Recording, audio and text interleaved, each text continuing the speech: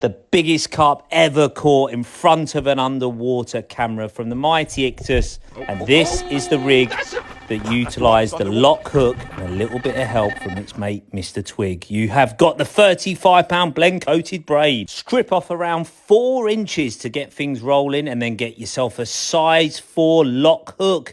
You're going to be creating the famous German rig. Begin by pushing the uncoated part of the braid through the front of the eye and then begin tying the knotless knot with 5 or 6 turns. Pull it down nice and tight and trim the tag end. Now for the corner liner, a liner large, just like Bobby Zamora used in the Grand Fishing Adventure. Push that over the eye.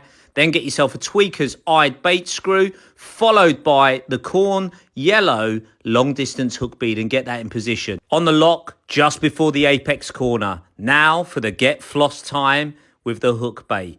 Get your floss through the eye of the eyed bait screw, get that in position, and then quite simply thread on the 18 or 20 mil cell hook bait, just as Bobby used, along with a little buoyant white corn topper.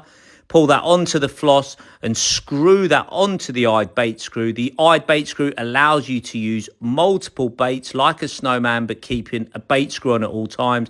Fasten in place with a boilie stop, trim the tag ends, and quite simply neaten up with a lighter. Your next job is to slide on a 30 mil blend tungsten anti-tangle sleeve and finish your hook link, which is about 10 inches long, with a figure of 8 that's twisted to give you better knot strength. Dampen it down before drawing it down nice and tightly and position the anti-tangle sleeve like so. Add a small amount of the best putty in the world, the blend putty, about halfway along the hook link, just to pin the hook link down between the hook bait and lead system. Now we're going to make the lead system itself. We're going to be using the core free, just like we did at Ictus, to overcome the gravel bars and snags. You're going to be splicing it first before adding the magic twig. Bobby was using the medium magic twig. So here we are splicing it onto the core free before we add the lead clip, etc. to the rig. Now your magic twig is in place, you can now thread on the pin lead clip system. So first we're going to put on the lead clip, followed by the tail rubber, get that in position. And now you're going to quite simply splice a loop at the end of the lead-free, core-free material.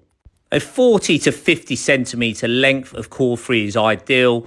You're splicing on about 1.5 inches to give you enough to work with to get on the cool tool and create your splice loop, which is what you're going to attach your main line to with either a Palomar knot or a Grinner knot. Finish by putting the pin in place in the pin lead clip. Add a lead to the lead clip. You can use the lead size to suit your fishing situation.